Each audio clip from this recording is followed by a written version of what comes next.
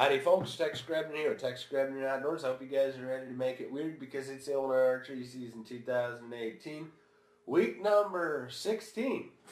Now you may be asking yourself, where in the hell did week number 15 go? The answer to that question is the fact that I had to live in real life and I wasn't actually able to get out hunting last week because of having real life responsibilities and going to the ATA show. The ATA show went remarkably well, and I also want to thank everybody that has gone to TexGrebnerOutdoors.com and purchased Tex Grebner Outdoors merchandise, because you helped me a lot at the ATA show, because thanks to your purchases, I was actually able to afford to buy a wireless microphone so that I can actually get good quality interviews on a loud show floor. So if you want to support the channel in a way beyond simply watching the videos, you can go to TexGrebnerOutdoors.com and get your Tex Grebner Outdoors merchandise and make it weird. I also, at the ATA show, had the pleasure of sitting down and drinking a little bit of whiskey with John Karch of ThreeRiversArchery.com, and we still have the coupon code of Tex Grebner in your checkout at Three Rivers Archery so that you can get a discount. I believe it is free shipping on all your Three Rivers Archery Supply trad life needs. And the truth is, I have never hunted this far into the season. Never. But I really hate the idea of looking into that camera and saying that I quit. So, came home from the ATA show, headed out into the woods, headed out into the unknown. Adventure doesn't necessarily have to be in the Rocky Mountains. Adventure is where you find it. So I strike off into the unknown. And I'm going to try my damnedest this week, and you'll just have to wait and see how it works out, to break my whitetail curse. Because I've never hunted this far into the season. Kill with sticks. I wasn't able to get out hunting the weekend before I left for the ATA show. The ATA show is a bit of an adventure in a concrete jungle. Some familiar faces, some new faces, flashing lights, all this kind of exciting fancy stuff. Most of it I couldn't afford, and quite a bit of it that I didn't have any desire to actually deal with. But the ATA show's a party, and it does kind of harken back to Trappers' Rendezvous and just a family meeting of hunters. So it does have a little bit of a primal significance to the ATA show. Now, while I was away, it got cold back home and it snowed, which made getting home quite the adventure. It turned the interstate into a death raceway, and off the interstate it was a whiteout nightmare with unplowed roads and all kinds of exciting fun. But all in all, the ATA show went remarkably well, considering that nothing went disastrously wrong at the show and we managed to get home without dying.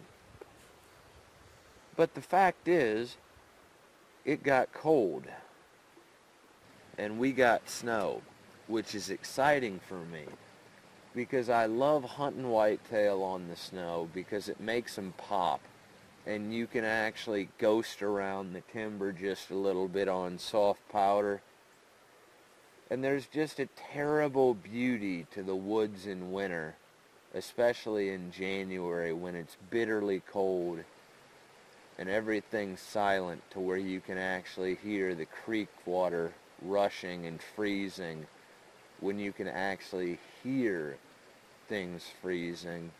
There's still a little bit more of the season yet to go, and I'm kind of in uncharted territory at this point, because never before have I actually hunted this far into the season. I've never actually bothered to go out on the wrong side of the ATA show. At this point, I'm riding my season into the ground, and I do want it to be over with so that I can have another year to plan and hopefully break the whitetail curse. But the truth is, I absolutely hate the idea of having to face that camera and say I quit. And so, as long as I've got time, I'm going to keep going out. And I'm going to keep trying to break that whitetail curse.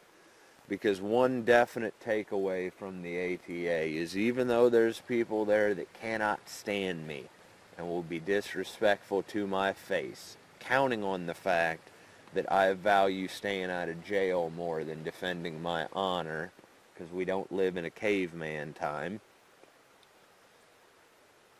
The fact is, I've come to realize that a lot of people at the ATA show do respect me because I deal in reality.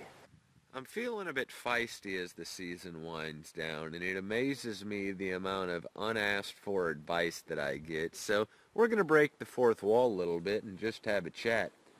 I really appreciate all of you that watch my videos, especially the hate views.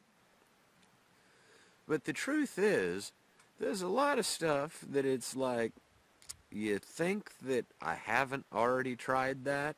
For instance, all of you lovely people that are suggesting that I seek better land access, in all the years that I've been deer hunting, do you think that I haven't exhausted all the resources in my area?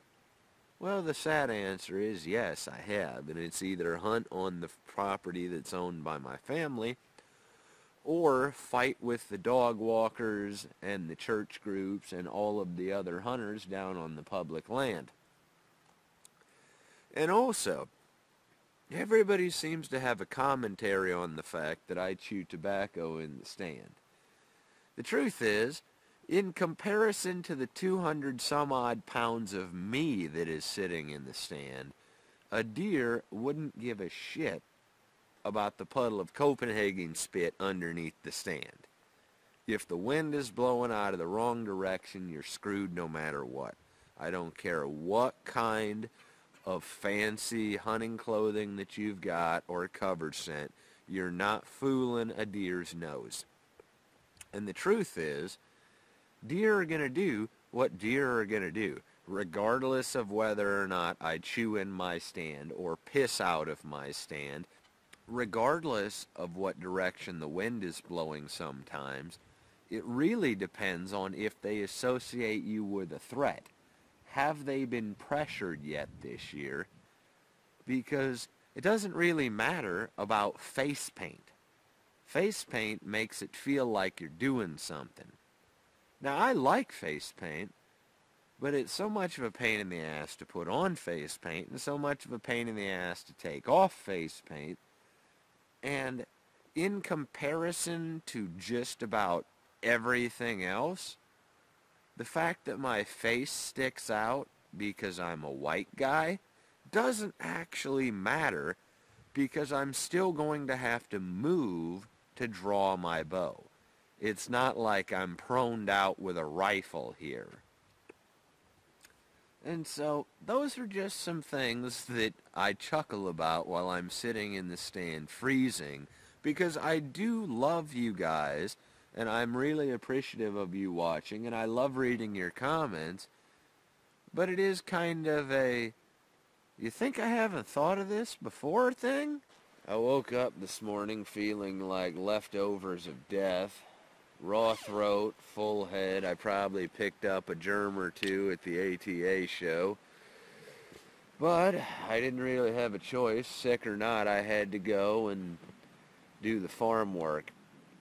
And I also didn't really have a choice.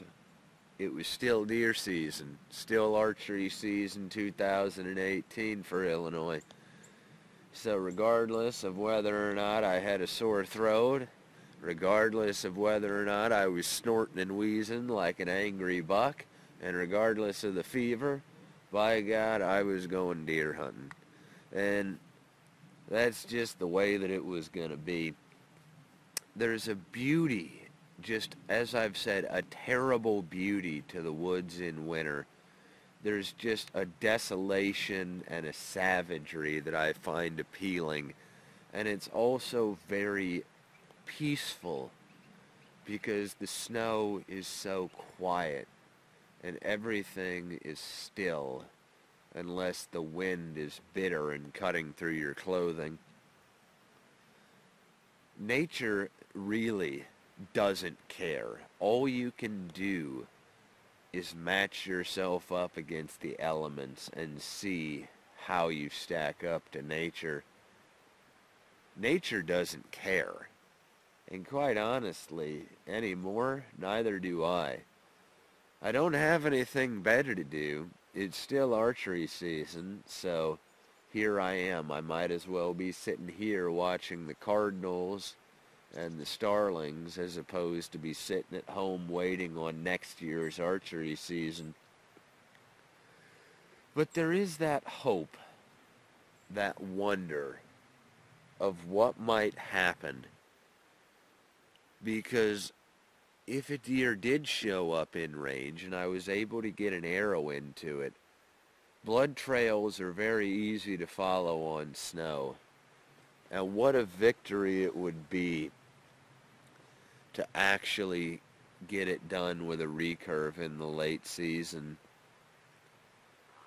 I really like hunting on the snow, if for no other reason than it is so damn pretty. If it wasn't for the snow, the cold would just be miserable. But when you combine snow and cold, the pretty of the snow kind of balances out the misery of the cold. And so here I am with hand warmers inside a muff, sitting in the snowy woods chewing Copenhagen like it's my day job. I know that this is a good spot and a good setup. After all, I've got picture proof of it. The question is being in the right place at the right time with the right wind. And while I have the luxury of being able to hunt more than anybody pretty much has a right to hunt because of what I do for a living, I get to sit in the woods like it's my day job once the farm work is done. The sad truth is I still find it difficult to be in the right place at the right time when the deer are moving around.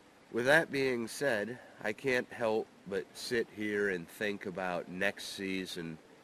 All my spots are going to be just perfect when everything is lush and verdant and the deer haven't been shot at for several months.